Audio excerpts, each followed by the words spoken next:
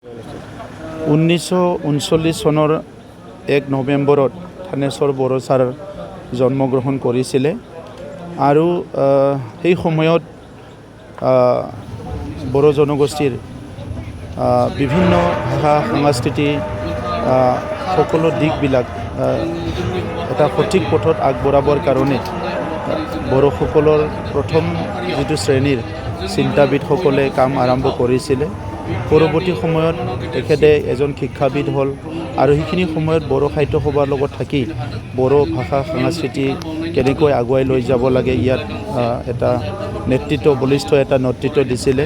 কিন্তু পৰৱৰ্তী সময়ত তেখেত ৰাজনীতিত আহিল, MLA হ'ল, মন্ত্ৰী হ'ল। সেইখিনি সময়তো আমাৰ ভাষা সংস্কৃতি বিভিন্ন কথাবিলাক আগবঢ়াই লৈ যোৱাৰ কাৰণে তেখেতে সদায় প্ৰয়াস কৰিছিলে। আৰু আজিৰ সময়ত ৰঙিয়া যিটো সমষ্টি আছে বা ৰঙিয়া যিটো টাউন আছে বা ৰঙিয়া অঞ্চল আছে, ইয়াত তেখেতে দায়িত্ব লৈ পেলাই প্ৰথম আৰ্কিটেক্ট হিচাপে ৰঙিয়া অঞ্চলটো আগুৱাই নিয়াৰ কাৰণে ইয়াত অফিচ আদালত স্থাপন কৰাৰ কাৰণে বড়ো ছাৰে যিখিনি কাম কৰিছে নিস্বাৰ্থকভাৱে বহুত ভালকৈ কৰি থৈ গৈছে। আৰু ইয়াৰ কাৰণে আজি তেখেতৰ এই যিটো আমাৰ শেষ এটা দায়িত্ব সকলৰ যে এটা তেখেতক সন্মান দিয়াৰ কাৰণে ইয়াত সকলো আহিছে। অসমৰ মন্ত্ৰীসকল আহিব, স্পীকাৰ ডাঙৰীয়া আহিছে অসমৰ এছেম্বলিৰ, ইয়াত সকলো বাথৌৰ পৰা আদি কৰি চব ইয়াত আহি পাইছে নেতৃবৃন্দই। আৰু আমি তেখেতক অন্তৰৰ পৰা শ্ৰদ্ধা জনাইছোঁ, স্বৰ্গত যাতে সদায় শান্তিৰে থাকে। আৰু এনেকুৱা পবিত্ৰ হৃদয়ৰ মানুহ পৃথিৱীত জন্ম পোৱাৰ কাৰণে পৃথিৱীখন সুন্দৰ হয়।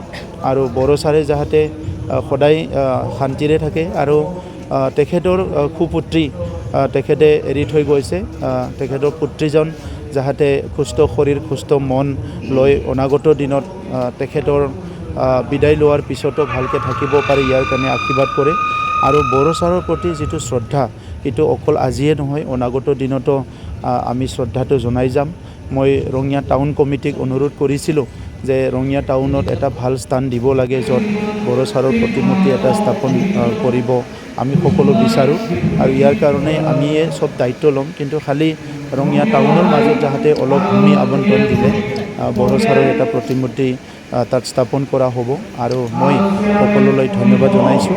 আৰু যোৱা 2-3 দিনৰ পৰা বহুত নেৰানেপেৰা বৰষুণ দি আছে, তথাপিতো আমাৰ অভ্যৰ্থনা সমিতিৰ চেয়াৰমেন ডাঙৰীয়া, দায়িত্বত থকা সকলো বিষয়ববীয়াসকলে খুব সুন্দৰকৈ সজাইছে। মই তেখেতসকলকো ধন্যবাদ জনাইছোঁ। हायर सेकेन्डारि उथ्रिनाय फरायसाफोरनि थाखाय गोजोनथाव खौरां। BSAT सेमिस्टारनि थाखाय गबिन्द बसुमतारी कलेजाव मुं थिसननाया सोलिगासिनो। गिबि मुं थिसननाय 100 फरायसाफोरनि थाखाय स्पेशल अफार आरो गुबुन गुबुन रोखोमनि बेसेन नाङै क्लासनि खाबु होनानै मुं थिसननायनि हाबाफारिया गबिन्द बसुमतारी कलेजाव सोलिगासिनो। फरायसाफ्रा गावनि गोसो बायदि साबजेक्टफोरखौ सायख'नानै लानो हागोन। लोगोसे basic computer class, self defence, spoken English class बायदि खाबुफोरखौ फरायसाफ्रा बेसेन नाङाजासे लानो हागोन। बे कलेजाव गासैबो फरायसाफोरनि थाखाय फ्रि बासनि सार्भिसनि राहा आरो बिजाब बाख्रिनिबो राहा दं। आरो बे खेबनिफ्राय भिउ सेन्टार अदेबानि एग्जाम सेन्टार महरै फरायसाफ्रा गबिन्द बसुमतारी कलेजावनो आनजाद होनो हागोन। गबिन्द बसुमतारी कलेजाव एसेल' बेसेनावनो मुं थिसननानै कलेजनि राहानि खाबुफोरखौ लानो हागोन। रोखायै मिथिनो थाखाय फारियै होनाय जानबुं नाम्बाराव कन्टेक्ट खालामनो हागोन।